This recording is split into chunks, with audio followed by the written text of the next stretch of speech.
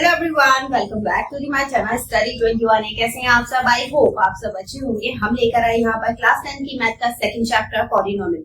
तो आपने अगर प्रीवियस वीडियो देखी होगी तो उसमें मैंने आपको बताया था कि पॉलिनोमियल हम किसे कहते हैं, ठीक है।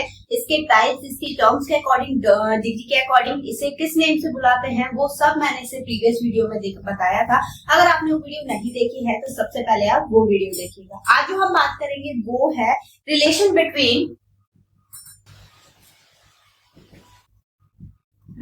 between zeros and कोफिशिएंट, ठीक है। तो जीरोस होते क्या है? जीरोस वो होते हैं जिसपे अब कोई वेरिएबल है, मतलब एक ऐसा नंबर जिसमें पूरे पॉलिनोमियल की वैल्यू क्या हो जाए, जीरो हो जाए, दैट इज कॉल्ड जीरोस, ठीक है। मतलब कोई भी आपने नंबर रखा, जैसे हम यहाँ पर एग्जाम्पल लें तो x square plus x minus 2। अगर यहाँ पर हम क्या वैल्यू रखें कि पूरा पॉलिनोमियल क्या हो जाए, जीरो हो जाए, तो यहाँ पर हम x की जगह पर पुट करेंगे, ठीक है।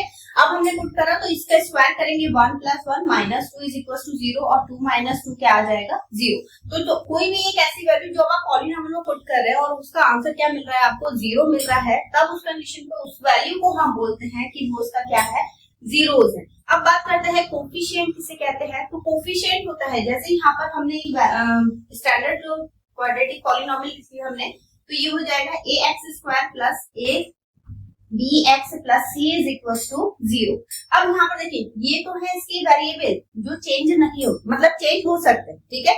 तो यहाँ पर ये तो वेरिएबल होगा, लेकिन ये होती है कांस्टेंट टर्म, मतलब इसकी जगह पर आपको वैल्यूज मिलेगी और कोई भी वैल्यू अगर गिवन है तो वो चेंज नहीं होती। आप x को चेंज करके y लिख सकते हो, बट यहाँ पर अगर 2 गिवन है तो उसे चेंज करके आप 3 नहीं लिख सकते। तो यहाँ पर a is a coefficient of x²।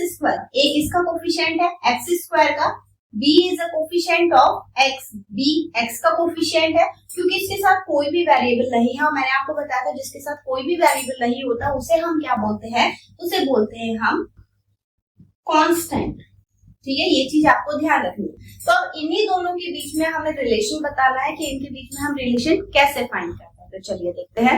देखिएगा यहाँ पर सबसे पहले हम एक इक्वेशन एज्यूम करते हैं, ax² plus bx plus c, ठीक है। नॉर्मल पॉलिनोमियल ही हमने क्वाड्रेटिक इक्वेशन ली है, ठीक है। अब इसमें हमें पता है ये a b c क्या है, कोफिशिएंट है, और x² और x क्या है, हमारी वेरिएबल है, ठीक है। तो यहाँ पर सम ऑफ जीरोस हम कैसे फाइंड करते हैं, लेट जीरोस हमने क्या मान लिए, अल्फा बीटा।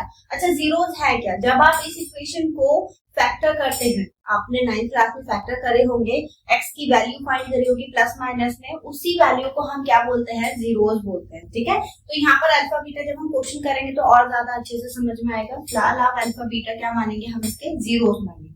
तो यहाँ पर सम ऑफ जीरोस क्या होगा, सम ऑफ जीरोस होता है माइनस कोफिशिएंट, ये चीज आपको ध्यान रखनी है, coefficient of x divided by coefficient of x², ठीक है। ये सबसे ज्यादा यूज होगा, इसलिए आपको इसे याद रखना है या फिर नोट डाउन करना है, ठीक है। इसे हम सिंपल लैंग्वेज में लिख सकते हैं कि सम ऑफ जीरोस क्या है हमारे, अल्फा बीटा। तो ये होगा alpha plus beta is equal to minus B, x का कोफिशिएंट क्या है, बी, और अपॉन में x² का कोफिशिएंट क्या है, a, ठीक है। सिंपल लैंग्वेज में आप इसे याद रख सकते हैं। फिर इसके बाद product of zeros, product of zeros ये होता है आपका constant term upon coefficient of x², ठीक है। तो ये दोनों चीजें आपको याद रखनी है। जो इससे रिलेटेड क्वेश्चन 100% इससे पूछे जाते हैं, एटलीस्ट 3 से 4 नंबर के क्वेश्चन पूछे जाते हैं, इसलिए जब आप इसे इजी वे में सॉल्व करना सीख जाएंगे तो आपको बहुत इजी लगेंगे, ठीक है। फिलहाल आपको इन दोनों को याद रखना है और इसे हम इजी लैंग्वेज में क्या लिखेंगे, क्योंकि यहाँ पे सम हो रहा था तो बीच में साइन की चीज का लगाया था प्लस का, यहाँ पर प्रोडक्ट हो रहा है तो बीच में साइन की चीज का आएगा मल्टीप्लाई का। तो यहाँ पर होगा alpha multiply beta is equal to C. Constant term कौन सी है हमारी? सी अपॉन ए, क्योंकि एक्स स्क्वायर का कोफिशिएंट क्या रहेगा? ए। नीचे हमेशा एक्स स्क्वायर का कोफिशिएंट आएगा, ये चीज आप ध्यान रखें, ठीक है। यहाँ पर हमारा जो रिलेशन है कोफिशिएंट और जीरोस में वो हमने फाइंड कर लिया है, ठीक है। अच्छा, पॉलिनोमियल हम किस किस कंडीशन में नहीं बोल सकते, ये ध्यान रखिएगा। जो मैंने आपको डिग्री बताई थी, ठीक है, डिग्री हमेशा कैसी होनी चाहिए? पॉजिटिव इंटीजर होनी चाहिए, ठीक है।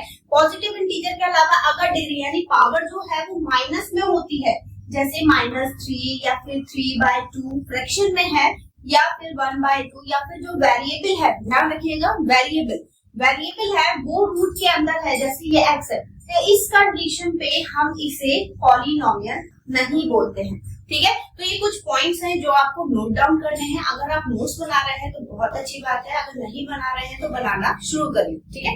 तो आज की वीडियो में हमने बात करी है relation between zero and coefficient. अब इससे नेक्स्ट वीडियो में बात करेंगे हम इसके आगे के टर्म्स की, कि इससे रिलेटेड और क्या है जरूरी वाले फॉर्मूले जो हम आपको बता सकते हैं, ठीक है। तो आई होप आपको वीडियो पसंद आई होगी। अगर आपने अभी तक वीडियो को लाइक, चैनल को सब्सक्राइब नहीं किया है तो तुरंत से सब्सक्राइब कर लीजिए, ताकि आपके इस चैप्टर से रिलेटेड कोई भी वीडियो छूटेगा।